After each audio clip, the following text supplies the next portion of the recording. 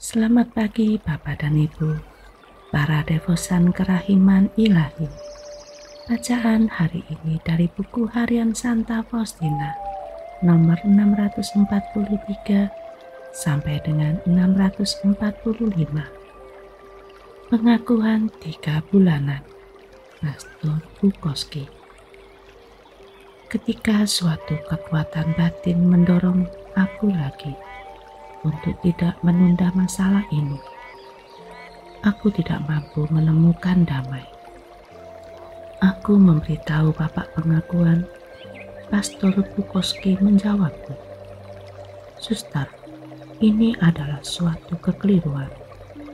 Tuhan Yesus tidak dapat meminta hal seperti ini.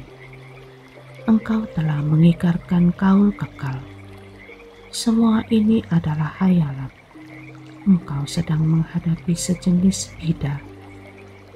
Dan ia berteriak kepadaku, hampir dengan sekuat suaranya. Aku bertanya kepadanya, "Benarkah semua ini hanya sebuah hayalan?" Dan ia berkata, "Ya, semuanya." Jadi katakan kepadaku, langkah apa yang harus kuambil? Baik, suster, engkau tidak boleh menuruti bisikan apapun.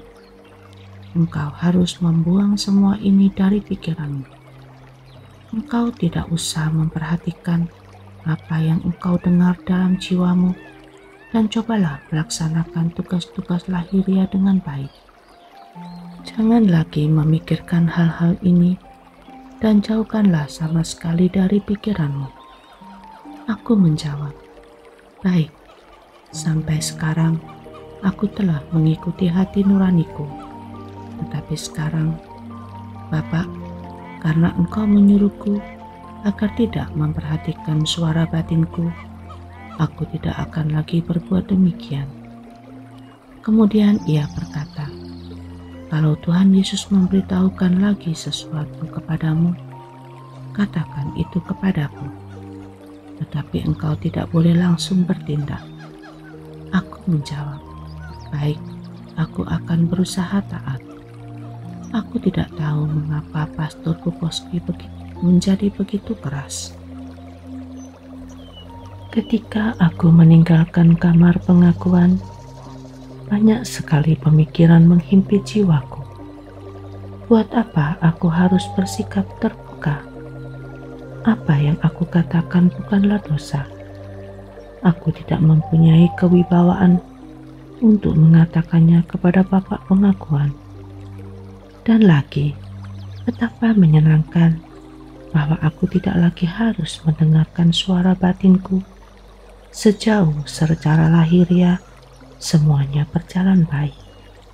Aku tidak perlu memperhatikan suatu pun atau mengikuti suara-suara batin yang seringkali membuat aku begitu direndahkan. Sejak saat itu, aku akan bebas.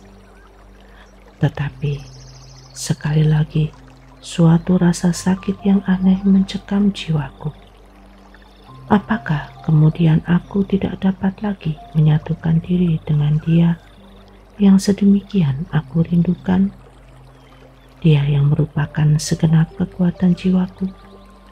Aku mulai berteriak, "Kepada siapa aku pergi, oh Yesus?" Tetapi sejak pelarangan dari Bapak pengakuan itu, kegelapan yang pekat menyelubungi jiwaku. Aku takut kalau mendengar suara di dalam hatiku, karena hal itu dapat melanggar larangan Bapak pengakuanku. Dan lagi rasanya aku mati karena merindukan Allah.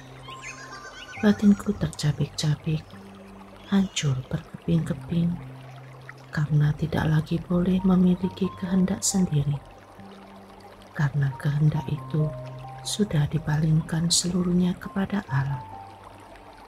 Hal itu terjadi pada hari Rabu dalam pekan suci. Penderitaan meningkat pada hari Kamis Putih.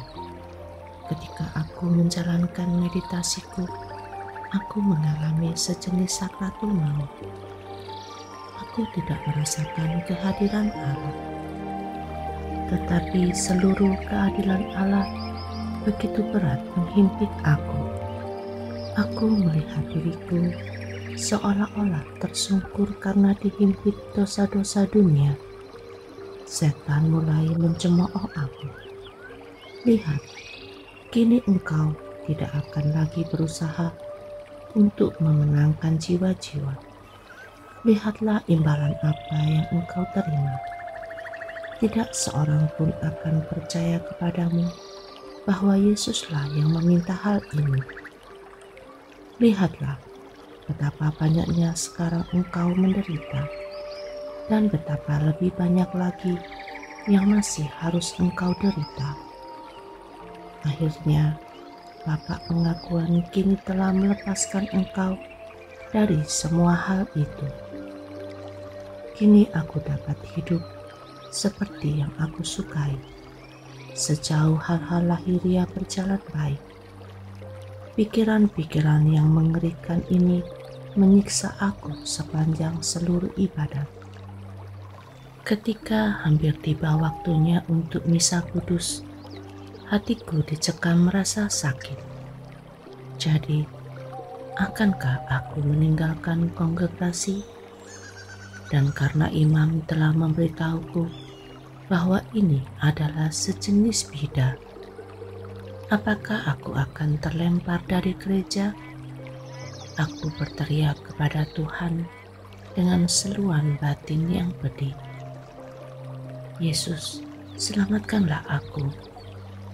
Namun tidak ada satu sinar pun memancar ke dalam jiwaku. Dan aku merasakan kekuatanku semakin surut, seolah-olah tubuhku terlepas dari jiwaku. Aku menyerahkan diri kepada kehendak Allah dan berkata lagi, "Oh Allah, biarlah terjadi padaku apapun yang telah Kau putuskan. Tidak suatu pun yang ada dalam diriku masih menjadi milikmu." Kemudian tiba-tiba kehadiran Allah meliputi aku dan meresapi aku sepenuhnya. Ini terjadi tepat ketika aku menyambut Komuni Kudus.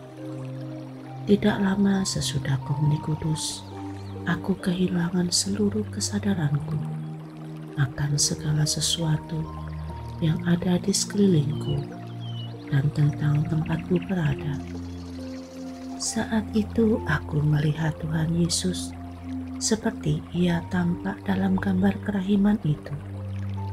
Dan Ia berkata kepadaku, "Katakan kepada Bapak pengakuan bahwa karya ini adalah karyaku, dan bahwa aku menggunakan engkau sebagai alat yang sederhana." Dan aku berkata, "Yesus, aku tidak dapat lagi melakukan suatu pun yang engkau perintahkan kepadaku. Sebab Bapak pengakuanku telah mengatakan kepadaku bahwa semua ini hanyalah hayalan, dan bahwa aku tidak diizinkan mematuhi satu pun dari perintah-perintahmu.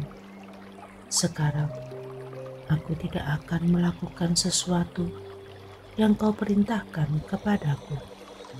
Aku minta maaf, Tuhanku, tetapi aku tidak diizinkan melakukan suatu pun, dan aku harus mematuhi Bapak pengakuanku. Yesus, dengan sungguh-sungguh aku minta ampun kepadamu. Engkau tahu betapa banyaknya aku menderita karena semua ini. Tetapi ini semua tidak dapat ditolong, ya Yesus. Bapak pengakuan telah melarang aku melakukan perintah-perintah-Mu. Yesus mendengarkan penjelasan dan keluhanku dengan penuh kasih, dan aku puas. Aku berpikir Tuhan Yesus sangat terluka karenanya. Tetapi sebaliknya, Ia senang dan berkata kepadaku dengan ramah, "Segala sesuatu yang aku katakan kepadamu dan aku perintahkan untuk engkau lakukan, katakanlah selalu kepada Bapa Pengakuan, tetapi lakukanlah hanya apa yang Dia izinkan. Jangan gelisah dan jangan takut akan suatu pun. Aku menyertaimu. Jiwaku penuh dengan sukacita, dan semua pikiran yang menghimpit itu pun lenyap. Keyakinan dan keberanian menyusup ke dalam jiwaku. Yesus, Engkau andalanku.